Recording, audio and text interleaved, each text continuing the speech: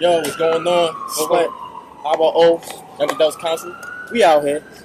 Essex County College. The students are made, you feel me? Geniuses are born. Shout out to the Hip Hop Student Association. We're about to go over here and get some live opinions of Newark Brick City. Get a few dialect on some of these students and actually know what people from that's going to schools actually think about Newark out here, alright? So check it out. No, I was originally born in Newark, but I went to high school and stuff in Atlanta.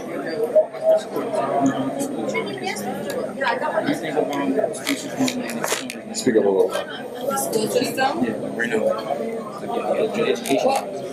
Right now, like at this school, I feel like the communication throughout the departments could be much better.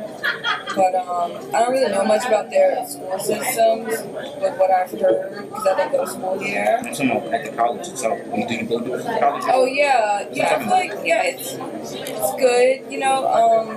I heard they're about to lose like credentials, the school, so I feel like they're really tough enough. I had friends that went to Rutgers and will go come back and say like the classes are so much harder, and so I feel like they can overextend themselves sometimes. But then there's classes where you feel like you're not learning anything. There's not like an overall balance of like the performance at the school. I think so. Are you part of any council that's on the school, like any type of department? No, I just go to school, do my classes. Do you mind which actually what are you taking up? Get business. Business administration. That's good. Have you ever heard of the AWAO, International Youth Organization? It's in Newark. No, what is it? AWAO, International Youth Organization. It's on South Street in Springfield. Is it like a non-profit? Yes. Right. What is it? They just help out throughout the schools and stuff? It's just different stuff, one of the aspects is work life, and it's like inspiring kids or whatever. The other, I'm part of the youth council, to bring in young men and women, trouble from the area or not trouble, to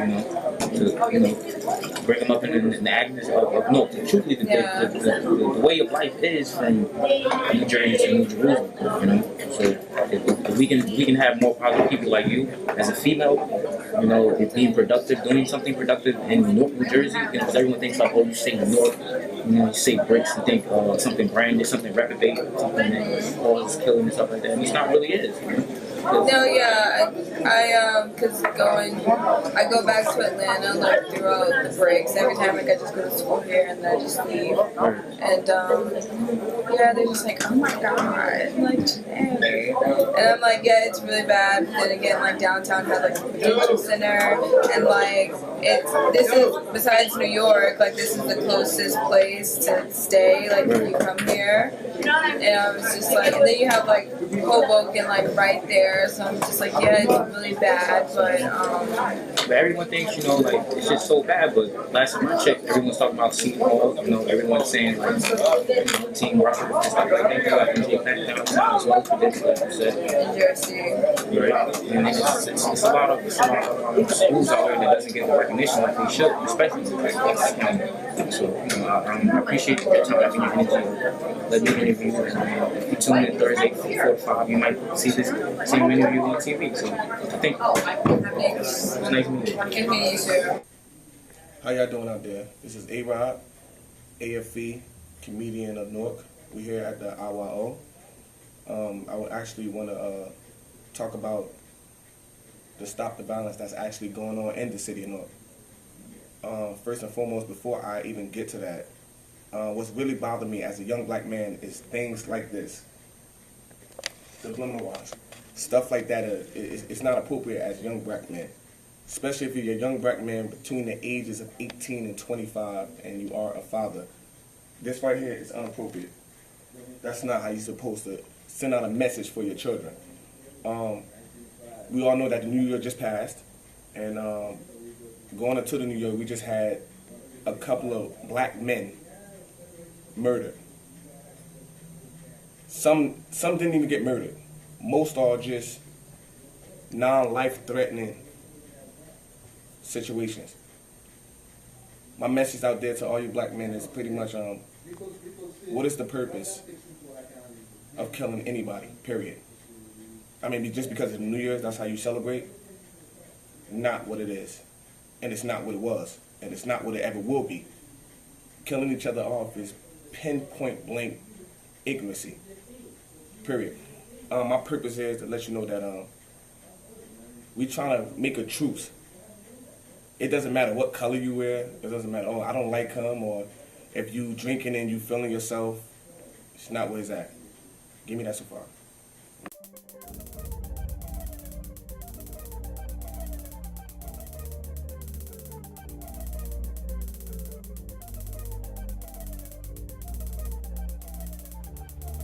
East Coast! East Coast!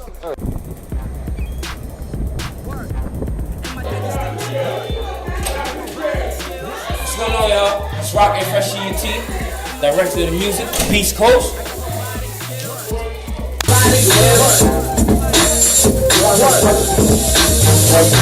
Yo, what's going on? Sweat, Air Fresh ENT CEO.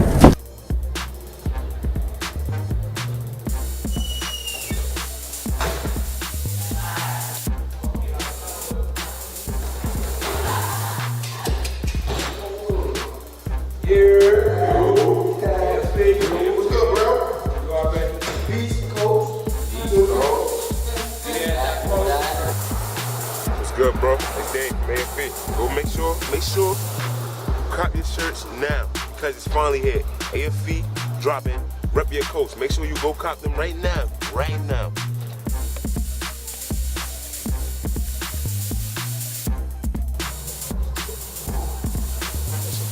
Hey yo, this your boy Stacks. Hey yo, this your boy Stacks from Newark Fresh members. You already know. Understand me? Understand me. Understand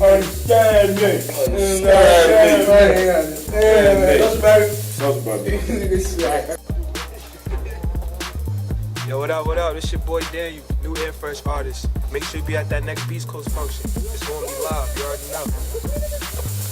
Hi guys, they call me Kid, Air Fresh Rep. Alright, now look, there's a function coming up, okay? Make sure y'all put up y'all vids so y'all can be a contender for the function. We need all the tough people from the East Coast so we can win, because you know, I want to win. I'm going to be there. I'm going to be fine. Talk about my earphones, man. Anyway, we're going to be there. We'll have that party time. We'll function. Just come. We'll get off. Hit some pin drops. Hopefully we win.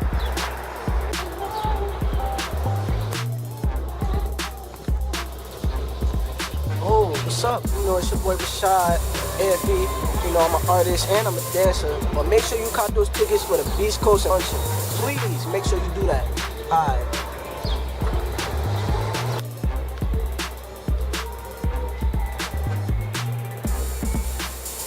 Yo, what's good? ASAP Gills, YG Air Fresh Rep. Yo, YOLO is life, nigga. But be there, alright? I'm out. Yeah, my name is CJ. I'm repping Air Fresh Entertainment from Newark, and shout out to B Schools. My name's Carl. Shut up. Yeah, you talking about? Hey, boys, hold up, boys. Yeah, the camera don't pick up none of that. You got me? Yeah, they play tennis in the whole cast? Word up, yo. Air Fresh Entertainment, we do everything, you feel me? You know what I'm saying? See how they just put us on a game now, we just out here, you feel me? See, I didn't know nothing about this, you feel me? You know what I'm saying? And no, because they just came out nowhere and then they just swindled us, you feel me? That's what I'm trying to figure out. Swindle you? Just straight swindled us. First of all, it's not our fault. No. And you were misinformed. Nah, I heard we was going to the movies. Now we going to the tennis court.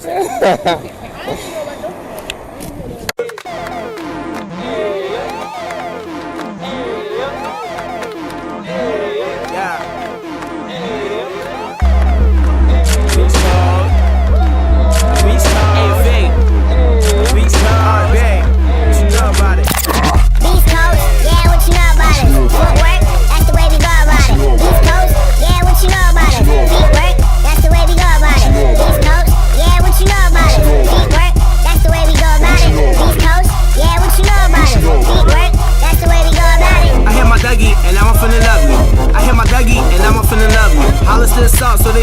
they hug me. Hollers to the south, so they struggle when they hug me. I hit my Dougie, and now I'm feeling lovely. I hit my Dougie, and now I'm feeling lovely. Hollers to the south, so they struggle when they hug me. Hollers to the south, so they struggle when they hug me. Okay, one time for the Beast Coast. Even though we nice, we ain't tryna show boat.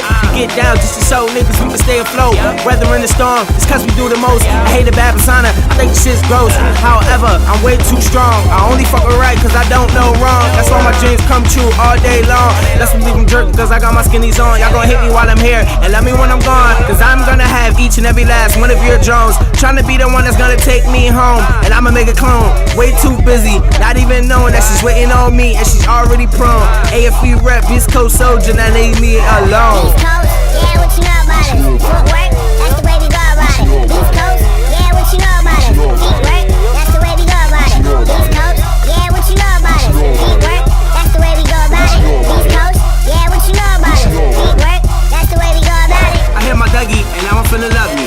I hit my Dougie, and now I'm feeling lovely. Hollers to the south, so they struggle when they hug me. Hollers to the south, so they struggle when they hug me. I hit my Dougie, and now I'm feeling lovely. I hit my Dougie, and now I'm feeling lovely. Hollers to the south, so they struggle when they hug me. Hollers to the south, so they struggle when they hug me. Beats from the east coast with the most, bringing you the flavor like butter on toast. Head to the top like foam on the float. Top of that, niggas swimming, there's a hole in the boat. Wait a second, give it time to process. You wanna wear? Read the Reader's Digest. The movement bigger than a Loch Ness. Moving forward, it's all about progress. Step by step, till ain't a step is left. We on beat to the T, we in fresh to death. You ain't trying to win, we won't count you in. Time to manifest the true beast within. Who said I ain't ready for no East Coast flow? I've been doing this before I knew how to jerk. Yo, what's my motto? The Beast Coast. I got a tiger out in Orange, giving complimentary hope on my throat. But don't mean to brag or boast. But I could go to the west and act the king and know that my soul will be protected. What's up with these jerk artists and jerkers can't turn into artists? I'm from Jersey, CTFU. And that with laughter. I put that on my old Spectrum tools. I did a jerk on the scene. Can't spit a lot of this. You found one, my dude. East Coast, yeah, what you know about it? Footwork, that's the way we go about it. East Coast, yeah, what you know about it? Feet work, that's the way we go about it. East Coast, yeah, what you know about it? Feet work, that's the way we go about it. East Coast, yeah, what you know about it? Feet work, that's the way we go about it. I hit my Dougie, and now I'm feeling lovely. I hit my Dougie, and now I'm feeling lovely. Hollers to the south, so they struggle when they hug me. Hollers to the south, so they struggle when they hug me. I hit my Dougie, and now I'm feeling lovely.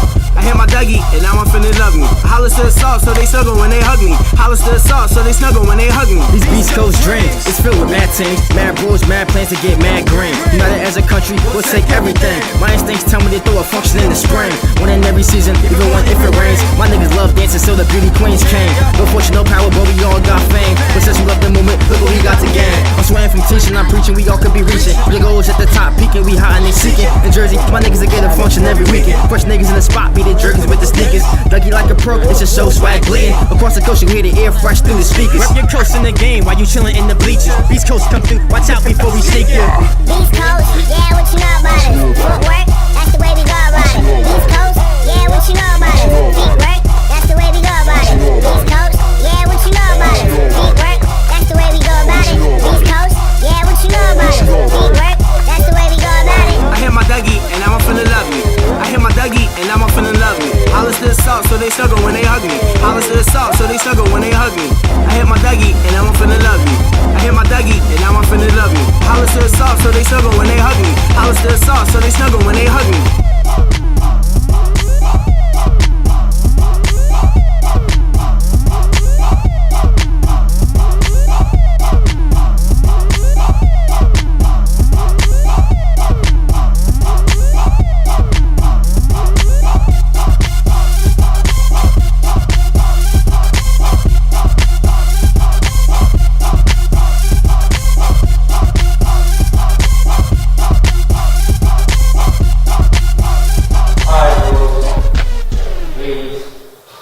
Glad we all came there for this meeting, video shoot, practice, rehearsal, you feel me?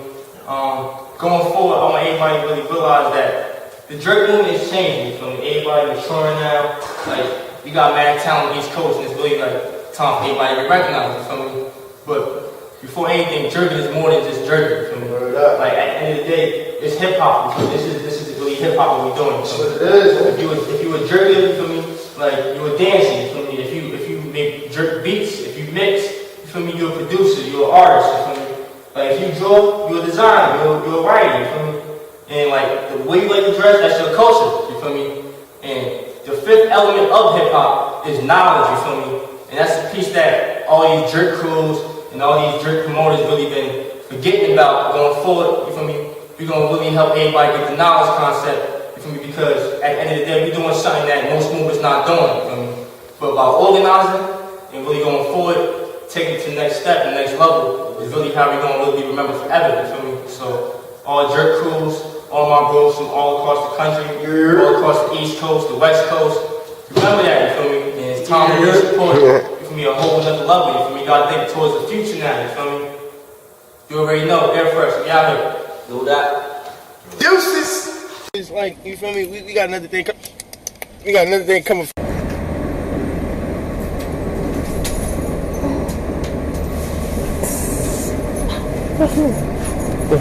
Let's go. Let's go. Let's go.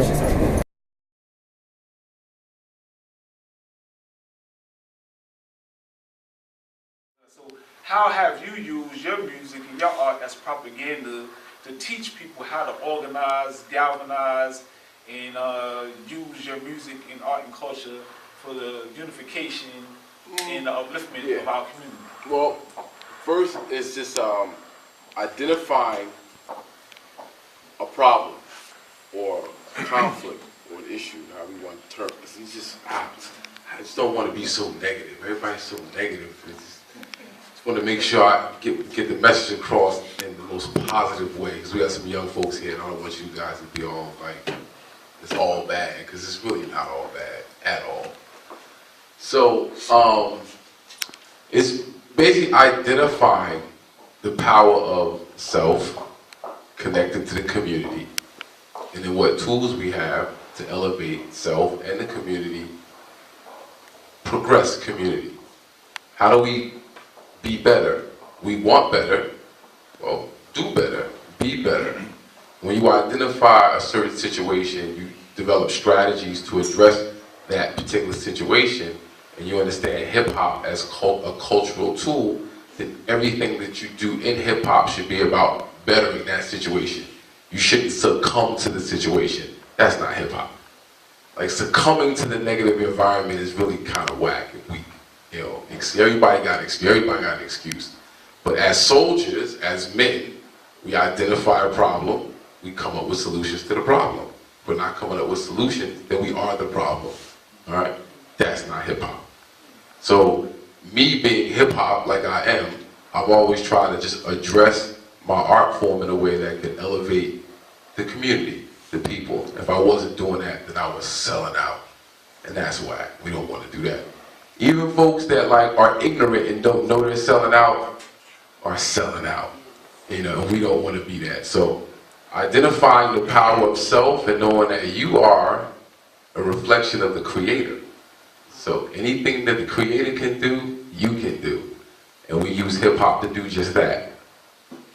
What penalties have you received from the music industry and the multinational corporations that is owned by Chinese corporations or German corporations? So, in terms of as an artist, right? Well, all right. You have the corporation, or you have the business, which is rap music, and then you have the culture, which is hip hop. Two different things. Two different, not the same thing. We go, oh, what's wrong with hip hop? Nothing's wrong with hip hop. There's something wrong with the rap music business as a creation of American capitalism.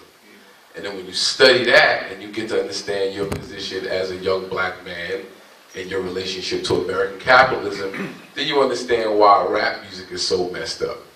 You know what I mean? So I got caught into chasing a record. We had a hit record, All We Do Is Spark Madism, and then when the style or the trend changes, you get caught up in trying to chase the style and chase the trend. But hip-hop is culture, is how we live, right?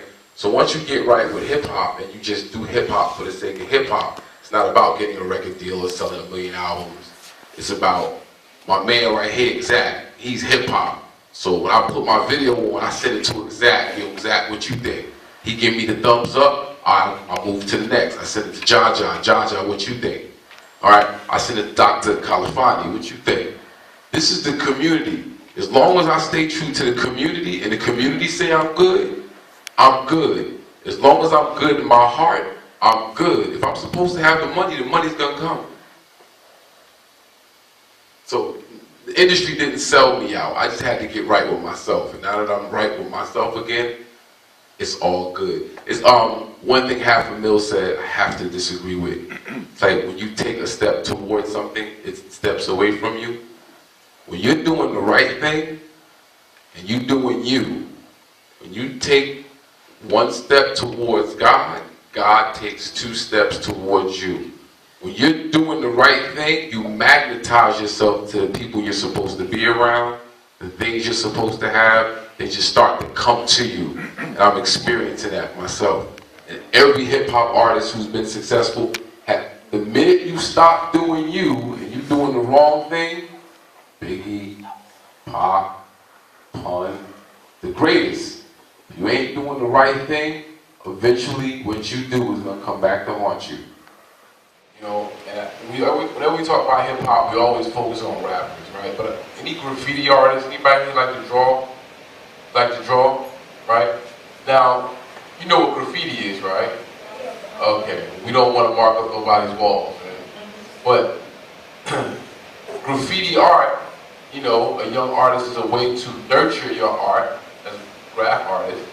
And you might want to be an architect, you might want to be a designer, you might want to do a fashion designer, you might want to, you know, work on movie sets, you might want to work on TV. There's so many people who got started with graffiti and turned that into a living. That's hip-hop. You know, in terms of DJing, you know, you might start out as a drummer. People start in a band, they start drumming. You take drumming into DJing. After DJing, you become a music producer. You might want to be you might want to produce soundtracks or scores for movies, or it kind of just a gateway for other things. So when we say hip hop, let's like talk about the whole culture. When we talk about rappers, that's rap music. That's not hip hop culture. It's hip hop influenced, but the business of rap itself, like the reason why you see a rapper on BET is not because the people who decided to put them on BET was hip hop. It's because I can make money off of him or her, not because it's hip hop. I'm not saying you shouldn't be on BET. If you can make some money, go make some money. But that's not the only way you can make some money. So we want to open up as many avenues for young people as possible and not have them think that they just got to rock a mic in order to be hip hop. It's bigger than that. And I wear a suit too, and I'm always hip hop.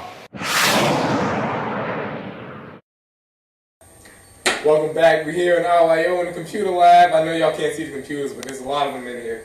What we're going to talk about right now is the new Jeru Truths. New Jeru started like a little army. Anybody can join. I want you to enlist right away. We're going to get into how pretty soon. But for right now, I'm just going to give you an overdraft of what the new Jeru Truths are. TROOP stands for Truly Righteous Officers Offering Positive Solutions. Now, you can take that any way you want to, but really what we want you to do is like similar to Newark Life, go out and find somebody, do something kind, help somebody, patrol your neighborhood, make sure ain't nothing shady going down, and just be a troop. Now, what we're going to talk about now is the New Jersey Youth Corps. I got the shirt on right here. Got mine about maybe 4 years ago. I graduated in 2009. Been around this building since 2008. I graduated the Youth Corps, top of my class. It's a great program. If you don't feel like the school program is working for you and you don't know what to do after you drop out, just come here, get your GED. They'll help you out with jobs, whatever you need.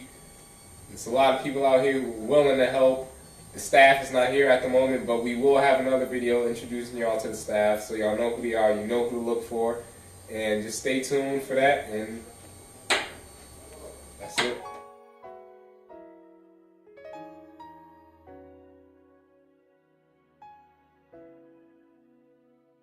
Particularly those who are here for the first time, to the Newark devotional gathering. This is a gathering that people from all backgrounds come together. We attempt to fellowship with the one God that we all are a part of His creation. And it's a free and open devotional. There are many prayers in the Baha'i writings that are for various purposes, for healing, for help, for aid and assistance, for protection. So your prayers are good from whatever tradition you come from. So please feel free to pray, even if you know another language. That's always welcome. And today's gathering, we're going to, of course, we're in the month of the birth of Dr. Martin Luther King. And I think we're going to delve a little bit into one of his writings from one of his speeches just before he passed away in 1968. I think Brother Milton will have that reading. We are also graced with some art from a very dear and talented sister of ours in Gwen Samuels. You may see some of the quotes that are on the walls. We're going to give her a little time to just talk a little bit about some of that work. And again, well, everyone may not have a prayer book or have anything specific, but you're welcome to share something from your heart. And we do have some prayer books that we can share. So if someone has a prayer book and you want to read a specific prayer, please feel free to do so. There's no one order. You may hear someone doing a song, and then after that song, somebody might go right into a prayer. And so I'm really happy to see the children here today too, and I want to thank the young brothers and sisters that are here as the core members here for Youth Corps and of course IYO, this wonderful center that has been doing work for young people for over 40 years now.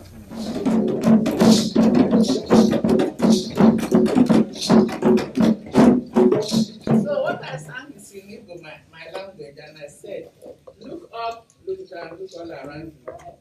Everything that is in this world, whether it is big or small, whether it is white or black, whether it is good or bad, they all receive the goodness of God. My eyes, black and whites feel more comfortable around each other now compared to back then. I think we conversate with each other more and appreciate each other more because of him. Martin Luther King also inspired me because of his education. He was only 15 years old when he graduated from high school. That makes me feel that I can accomplish any goal I want to, no matter what age I am. I can go to college, get a degree, maybe even win a Nobel Peace Prize if I wanted to. He makes me believe education is one of the most powerful things ever. In conclusion, I want to thank the great Martin Luther King for all his accomplishments. I want to thank him for inspiring me to believe in myself no matter what. Thank you, Martin Luther King, because now I know I can be any type of man I want to be. Dr. Martin Luther King Jr. has done many great things throughout the years. He won the Nobel Peace Prize, which inspired that I'm never too young to accomplish anything.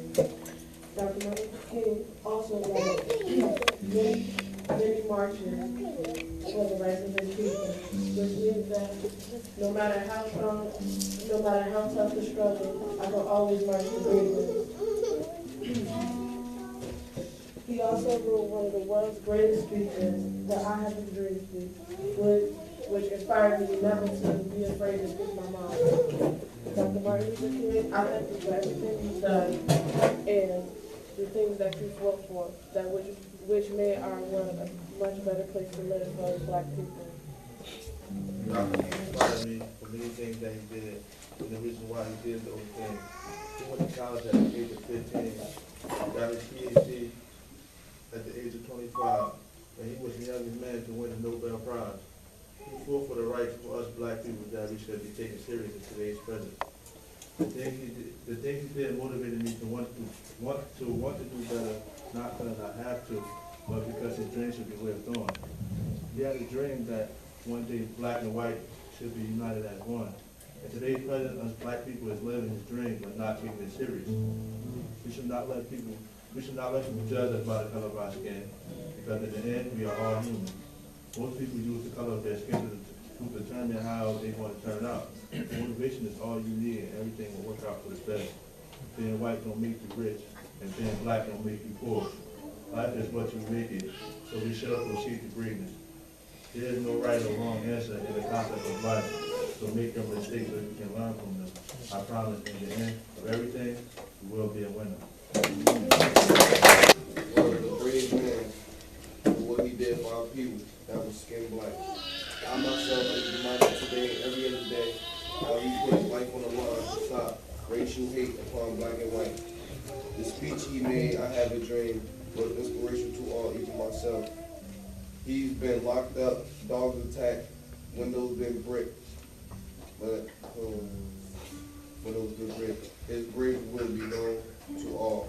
I look up to him and I respect him as long as I can.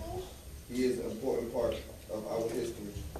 Dr. King has won a Nobel Peace Prize for the speech in the march they took after Rosa Parks got incarcerated because she refused to sit in the back of the bus and give her seat up to a white man. Dr. King, Rosa Parks, Lincoln, and etc. All of these great people is important to the black African Americans because they helped even chose to put their life on the line to give blacks a better chance in life.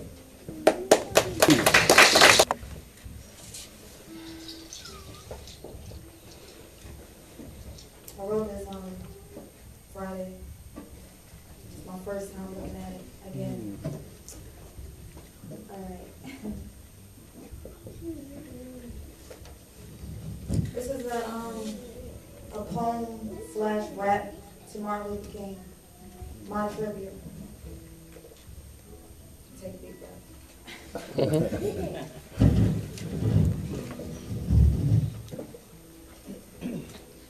Gunplay, gunplay. Another man, black man, shot down. Flatline, no time. It's up now. Just his love. Just his love. Mama said, stay in church. Keep God first. Study, stay afloat. Memorize your verse. Stay in school. But you left out the fact to dodge missiles or you had bullet wounds. Why? Because your skin is black or because you strive for unity, success, a college graduate. But the white man said, we still don't amount to ish. So, if we can't beat them jointly, like Mike, should I change the color of my skin? No. Truth is clear. To see, no need to pretend. Hat down to the Iron Man, MLK, one who paved the way. Martin Luther King helped to make a way. I am their language arts instructor, part-time mother.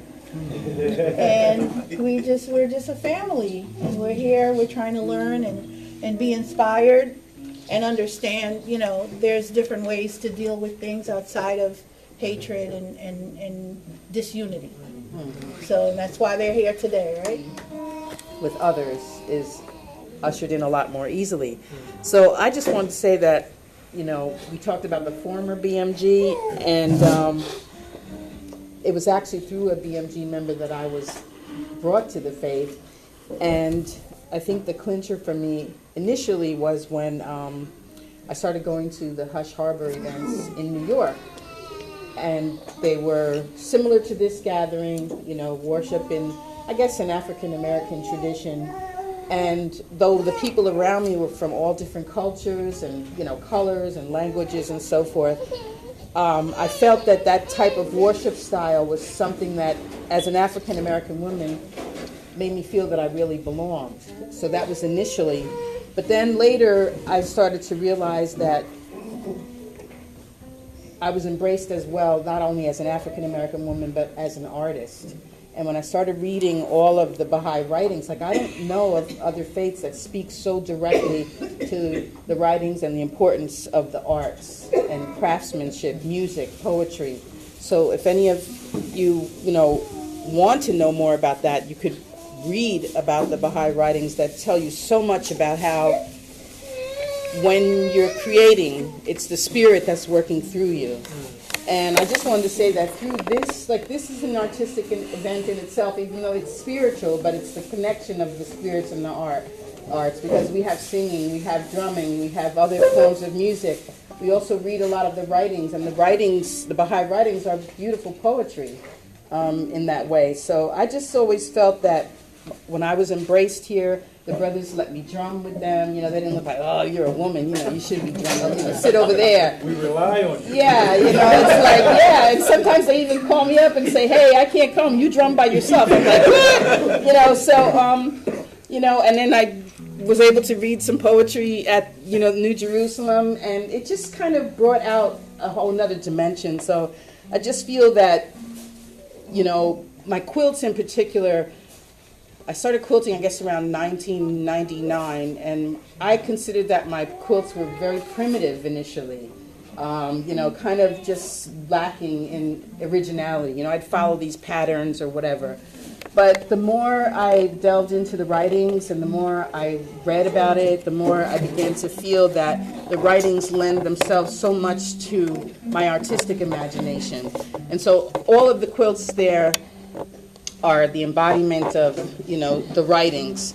And so I feel like that the faith and the writings have given me the necessary peace and tranquility to focus on my life as an artist. And also, you know, just the many members of the former BMG and the Baha'i Friends have helped me to take my quilting to another dimension. It's sort of transcended into a spiritual dimension, and they reflect the Holy Spirit working through me. I don't plan any of my quilts. I kind of have a general idea, but as I work, they take upon a life of their own, and that's why I feel it's the Spirit and not really me.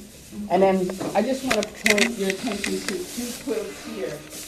One with the African mask is called The People of the Eye, and that reflects... Did you stand by the one specifically you speak? This one reflects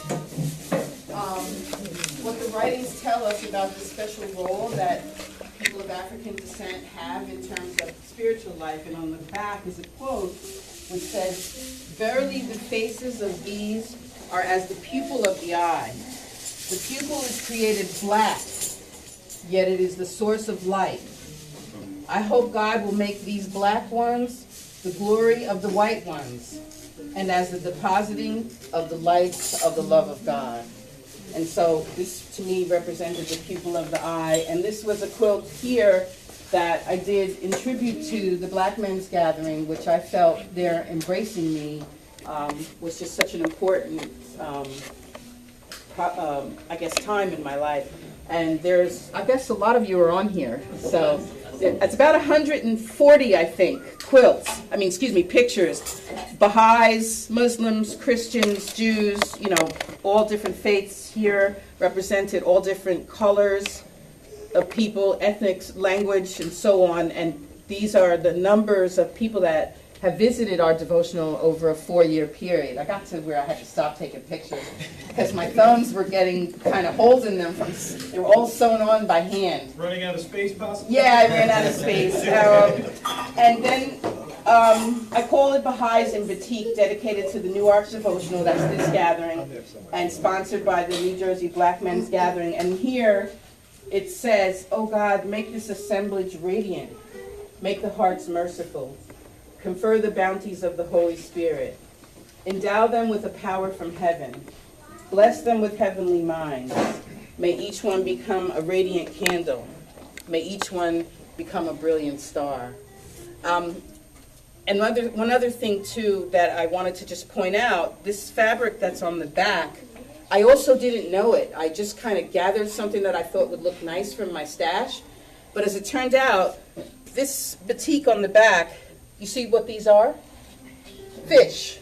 And if you recall the dream of Baha'u'llah's father, that the fish, he dreamt that fish, he was swimming in an ocean, and all the fish had attached onto each strand of the hair, of his Baha'u'llah's hair.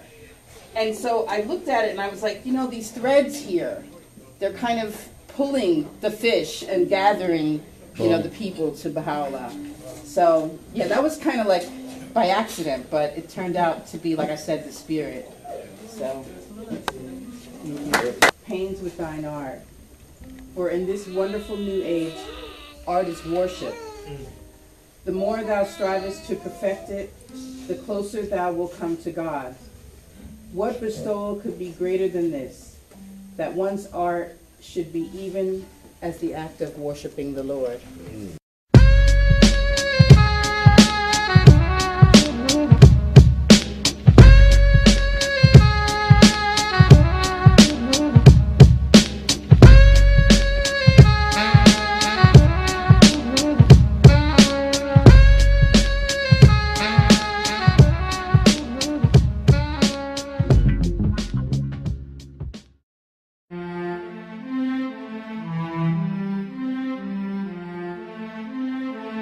It's just a house to some people. You know, it's an eyesore to some people. But a lot came through here. It had this 6-story tower with a balcony. You could see Manhattan from it. As a kid, it looked like you could see the world. It's a 360-degree view of the city. You just walk around it, and it's just fabulous. There was a big playroom for the children with like a little stage, and that had been, you know, a big nursery for playing up there, which is a typical thing of the period. It was one of the first houses with an elevator in it. It was just the biggest, pushiest house in Newark.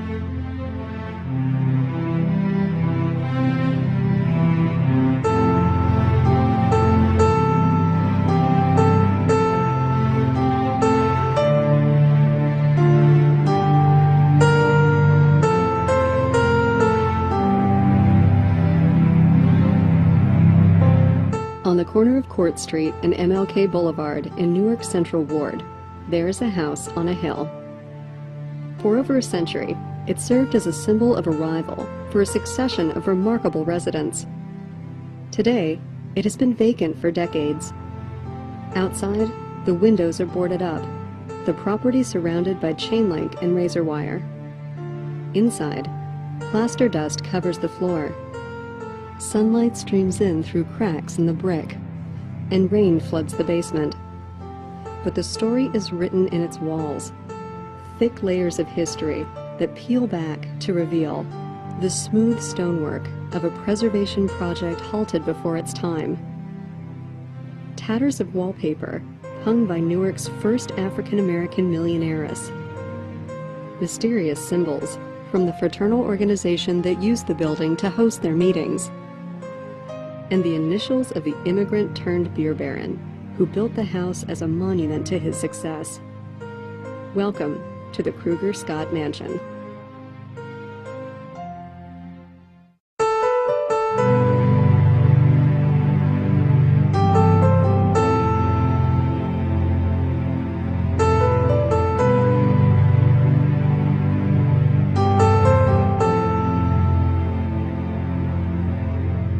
That the mansion stands at all today is due in large part to a major restoration project mounted by the city of Newark in the mid-1990s. Plans were drawn up to turn the mansion into an African-American cultural center. My understanding was I was to be the executive director of a cultural center and try to raise monies for the actual restoration. By the time the restoration project began, the house had been vacant for nearly a decade. Someone called me and said, the house has been broken into, it's being raided, and we went through the house and saw it in this condition. We found a dog abandoned on the 3rd floor, up in the tower. When we went in, we were just totally devastated by what we saw on the inside of the house. And anything that was of value, of course, had been ripped out. Before the city finally got it bricked up, everything had been stripped. The Kruger-Scott Cultural Center sponsored concerts, lectures, and festivals for the community. An African-American oral history project yielded hundreds of hours of audio-taped recollections of life in Newark from a vanishing generation of elders. The restoration part of the initiative, however, was not nearly as successful. A new building gets built from the ground up. A restoration, whether it is a historic kind or a normal restoration of any kind of building, you have to start it from the top bottom. The exterior envelope has been saved, that those boards are up to protect all the windows and what have you. New roof, all new chimneys. These things were critical. The phase 1 was supposed to restore the roof, which we did, which was completed. And the phase 2 was to restore, as I will call it, a shell of the building. And that work was carried out to the 85% level, and then the money ran out. Strict historical preservation guidelines, coupled with the deteriorated state of the building, resulted in cost overruns and interminable delays. After 7 years and $7 million, public and political support waned, and the project was halted. The last full-time resident of the mansion was self-made entrepreneur Louise Scott. Scott had relocated to Newark from her native South Carolina in 1938. Her story was she came through and saw this house, and she said she was going to buy it. Working days as a domestic while attending beauty school at night, she established a chain of beauty salons in the area and achieved renown as Newark's first African-American millionairess. She was this great pillar of the black community in Newark and a success story. She, like so many African-American women who got involved in beauty culture and what have you, really was a dynamic businesswoman who made a difference. This is where she used to park her Cadillac, right here. Scott maintained the mansion as both her residence and as the site of the Scott College of Beauty Culture, which provided training to generations of Newark stylists. This was the reception area for the beauty school. The shampoo bowls used to be over here. At one point, one woman had done 8 different people did their hair. And they would say, oh, how much work I did. And they were like exasperated. And Scott looked at us, look, when you can do 22 in a day, then you work. This was my mom's sitting room. There used to be a brass dome. Hardworking and civic-minded, she rechristened the mansion the Scott Cultural and Civic Center and used the house to host a variety of civic and church events. This is my mom in 1963. This was taken every Christmas. She would invite all the kids from the neighborhood, and she'd give them candy and fruit and toys. She actually started her own daycare center there. This was a dentist's office at one point. She had a doctor in here. Then it was used for a daycare center. My mama used to use this part for a church. This area here, she used to broadcast radio shows from. And then she turned this into a beauty shop for 2 students she had that had graduated. Under her supervision, the house was spared near certain destruction during a late 1960s urban renewal program that sought to widen what was then known as High Street. There were some urban renewal programs that showed that house being wiped off the face of the map. Mrs. Scott had the mansion certified as an historic landmark with both the state and national registers of historic places. Louise Scott was an inspiring model of perseverance and achievement to the African-American community in Newark, with her success symbolized in the 1958 purchase of the mansion from the Scottish Rite Masons. The house cost $85,000. She paid in cash.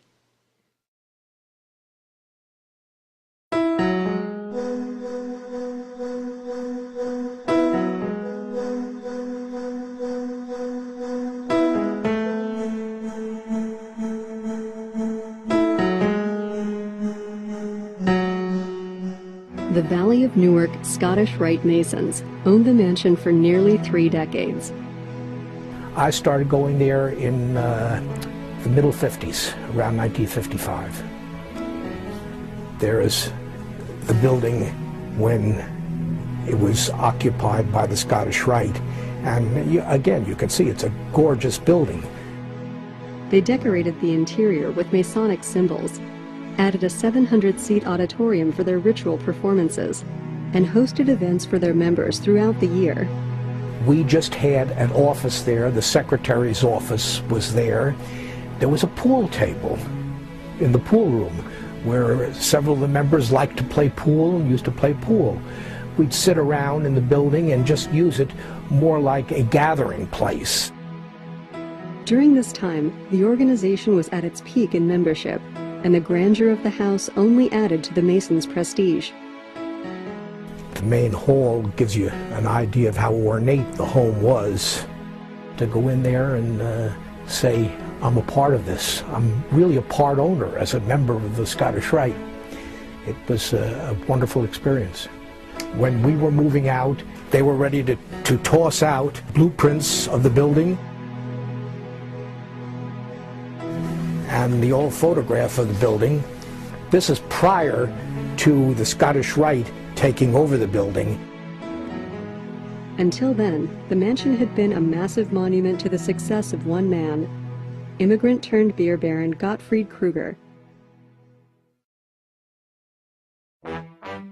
Gottfried Kruger was one of the big 5 beer brewers. He was a beer baron, as they called him. There was a famous beer back then called Kruger's Beer. Of course, Gottfried Kruger and the Kruger beer and all the things that he did. Gottfried Kruger was born in Germany in 1837 and immigrated to Newark at the age of 15. He worked his way up from sweeping floors in his uncle's brewery to helming his own brewing company. His namesake brewery would later achieve renown as the first company in the U.S. to offer beer in cans. Kruger's interests extended into civic life as well, establishing numerous charitable organizations and holding a number of public offices. He was a wonderful, very giving man. He had gotten a great deal from his citizenship, and he gave a great deal back. As his fortunes and family grew, Kruger commissioned the construction of the massive mansion on what was then the most fashionable street in the city. High Street was the core of the German upper class in Newark. The Krugers were Germans and didn't give a damn about the old WASP hierarchy. It became a great silk stocking district in the days of the Kruger Mansion. Many other great homes were built along High Street. High Street was occupied by the people who were the civic leaders of the city. And they had their houses and they had their mansions on this street. Before it was renamed Martin Luther King Boulevard, the reason it was named High Street is because of the geographic location of the street. It was at the highest level in the city of Newark. He wanted to put something high on a hill that was majestic to show the world that he had arrived. Kruger's mansion boasted 3 stories, 40 rooms, and a brass-domed stained glass oculus that shone down to the grand staircase below. This was apparently Kruger's library. Because when I was a kid, there were cabinets, wooden glass cabinets enclosed all around this room. Rooms featured custom-carved cabinetry and opulent decorations. When Mr. Kruger built his house, he told the architect to outdo the Ballantyne house, that his house should be better than the Ballantyne house. And it was, and it is. Completed in 1889, the mansion cost $250,000 and was the most expensive residence ever built in Newark. It was a grand, flamboyant beer baron's house.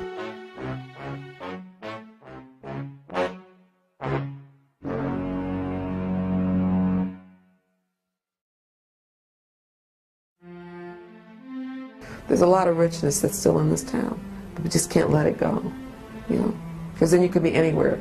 But when you have these kinds of buildings, you're somewhere.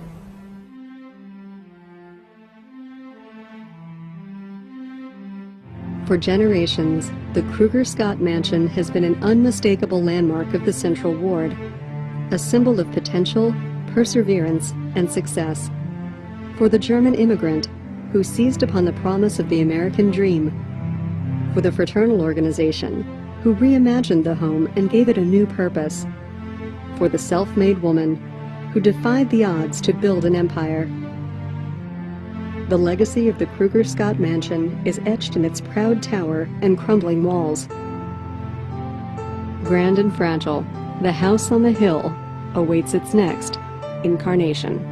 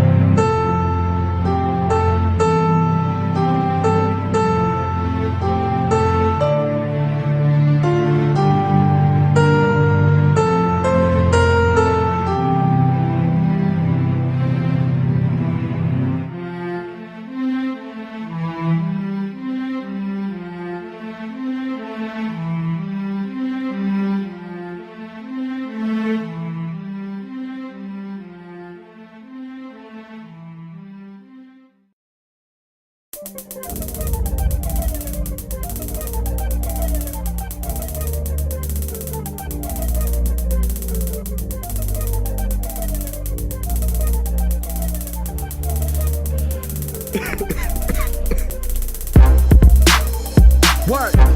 And my Dougie still chill. Work. I got robotic skills. Work. Somebody tell it. Work. And my Dougie still chill. Work. I got robotic skills. Work. Work. Somebody tell it. Work.